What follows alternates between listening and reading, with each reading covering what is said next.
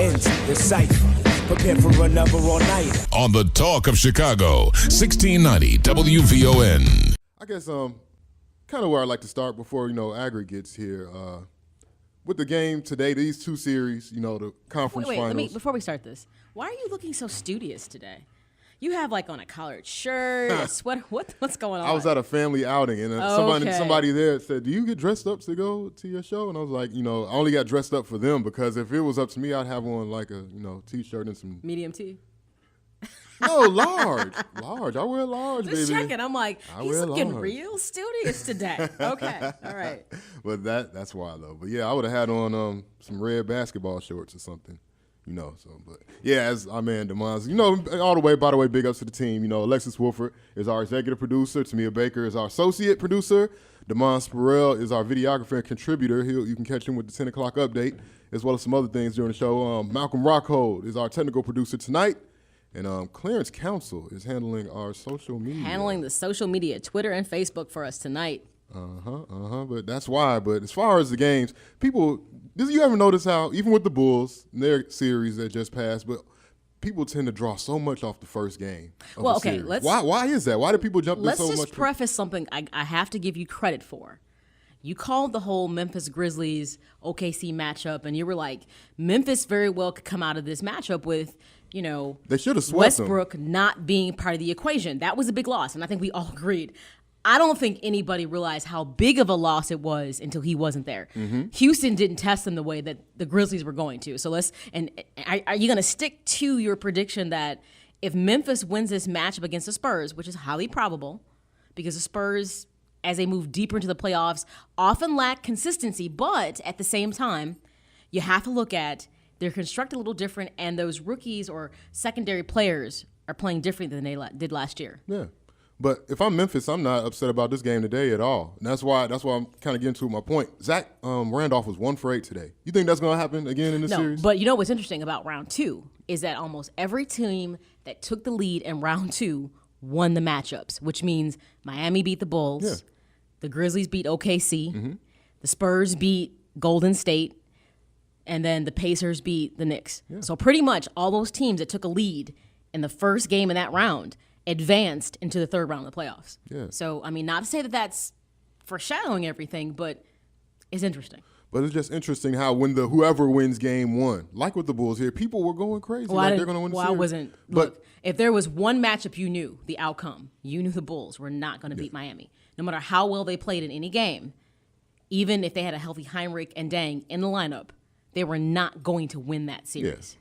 The only series that, to me, was on the table where they were two teams that were equally yoked, honestly, was the Knicks and the Pacers. And it all came down to if the Knicks had to live and die by the 3, they were going to get eliminated. And that's ultimately what happened. Yeah. J.R. Smith just disappeared, and his girl put him on blast big time about that. I don't want to talk about that on headlines. Okay. Because she tweeted some stuff. I was like, Rihanna is off the hook, for real. And she put him on blast. But either way, it gets back to you got a great player like Carmelo Anthony. Obviously, he doesn't have his equivalent of Scottie Pippen on that team. But, that volume shooting doesn't work in the postseason. It doesn't. He takes 25 shots to get 25 but points. But that's exactly why Golden State did not advance, because you cannot live and die by the 3. You must have a post presence when you get deep into the playoffs. Hence, that's why Golden State's not there. That's why the Bulls aren't. They weren't going to advance anyways. But that lack of a post play is what probably prevented them from winning at least a second game, which I thought they had the ability to win. Yeah, not really. No, well, let's be honest. Let's be honest. We didn't think they'd win the series, but if you have a healthy Dang or Heinrich in that series, the Bulls could have easily have won a second game. They weren't going to win the series, but they could have won a second game. That series showed me more about Miami though than anything the Bulls did. I'm not sure they're as good as I thought they were, or as a lot of people thought they were. Miami or the Bulls? Miami. Because I think, if nothing else, I think the opposite. I think it should have shown you what the Bulls potentially have on the table moving forward, opposed to Miami, who has some big decisions to make no matter how this season ends for them. They have some choices to make in regards to who stays and who goes. I think, though, when Miami, even though Dwayne Wade hasn't been, at full strength, you have the 4 out of 5 last year, reigning MVP, at the top of his game, there's no way the Bulls should have won that first game. No. And there's no way those other 2 games should have been close if you're playing like the champs you're supposed to be. Remember, the Bulls play the Heat entirely different than they play any team that they match up against. They actually match up against the Heat relatively well. And if you have a healthy Derrick Rose, which, it pains me to talk about that, in the rotation, along with the complement of everyone's, actually, let me just back that up. This season is entirely an aberration that's different than anybody expected because you got production from players and you got development that you didn't necessarily know would come one way or the other. So I can't even say that if you have a healthy Derrick Rose in the rotation, what that equates to, because until you see him on the floor with a Jimmy Butler, and an improved game that Noah has, you don't quite know what you really have until you see them truly work as a unit. So I'm just going to back off that and say, until next year, we don't know what we really have. That's the bottom line.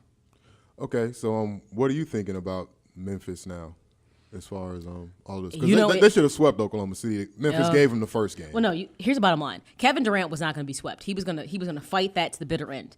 And we said this when they beat the Rockets. You can beat the Rockets without Westbrook, but you can't beat the Grizzlies without Russell Westbrook. You're talking about a Grizzlies defense that they do a great job of defending on both sides, especially like rebounding offensively and defensively, which they didn't do very well by today in this game. They really did not. Yeah. It wasn't just Zach Randolph. It was the fact that they didn't crash the boards the way they normally did. It just was not a good game for Memphis. So don't look at this and say the Spurs have got this tucked away, because they don't. Exactly. Memphis was not characteristically the team you're used to seeing consistently. So I think it, honestly, for what it's worth, it could be a game that could go a duration of 7 games. It's highly probable because you're in the second season of having players like Splinter, Leonard, and then you got players like, Bonner stepping up. You've got Green stepping up.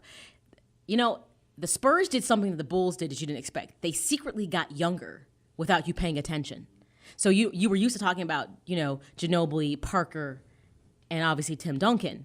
But then this integration in the second season with talking about Splinter and Leonard, and then obviously Bonner stepping up, has really changed the complexion of who they are.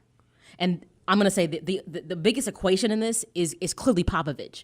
It's how he coaches. This is what it, to me, is what it comes down to, is if the Spurs win this series against the Grizzlies, it isn't purely about talent. It's about Greg Popovich inserting what is excellent coaching ability into that series. You brought up Matt Bonner today, and I was watching that game, and it was in the third quarter. Like, the Grizzlies had came back. They had got it down to like 6 points, I think. And they doubled. The Grizzlies doubled on the pick and roll off of Matt Bonner to Tony Parker.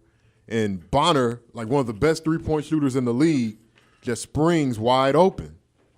And I'm like, is this coach? I need to talk to a baseball person, like a Major League Baseball guy or basketball guy or some coach or a player or something like that. Is that coach to leave, like, when you're reading your scouting report and you see a great three-point shooter, like, why are you – I understand Tony Parker's quick and fast, but why wouldn't you quickly rotate back to a shooter like a Matt Bonner or a great standstill three-point shooter? Because I don't think he's not great yet. That's what it is. That's the one thing he does great, though. It is his primary skill set. It's what he excels at. Can you say he's great? Not necessarily. I mean, he has really stepped it up. He's gotten better throughout the playoff series. So you're right. Should they leave him unattended and not look at him as if he's a potential threat? Absolutely. But because he hasn't been consistent that way through the season, and I think that's what teams have to realize, that whatever happens in the regular season doesn't translate into the playoffs. And I think that's where the Grizzlies are going to make that adjustment, like, okay, wow. And that's where the Spurs did an exceptional job in that game today, is they spread the field, they spread the court in regards to, you had Bonner, you had Parker, you had Ginobili, you had everybody contributing. And when you have everyone clicking on all cylinders, the question becomes, who do you really double team when you've got that type of offense doing a good job? And then on top of that, the Grizzlies failed to do what they do best, which is play good defense. They just, for some reason, I think how the Spurs spread the court became an issue for them. And they didn't even they usually dominate on the offensive boards and defensive boards, and they didn't do that well today at all in this matchup. But it's the first game, so I don't think it's the telltale sign by any stretch of the imagination.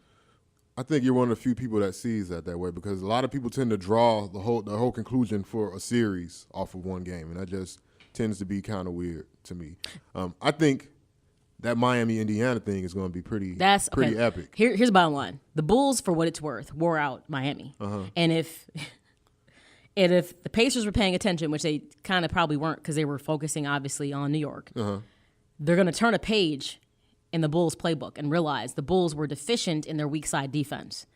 They're a little bit better at that. Matter of fact, I always say that West is the biggest bully there is in the league, but I like him, and I'd take him on the Bulls any day of the week. Oh, yeah. And that is going to be... He's a free agent. I'm telling you, that is going to be an issue for Miami because he is going to test them in the post the way the Bulls did not. And I think that's what's going to make it interesting. Now, this is not going to become a game about, the Pacers are not good at the three-point.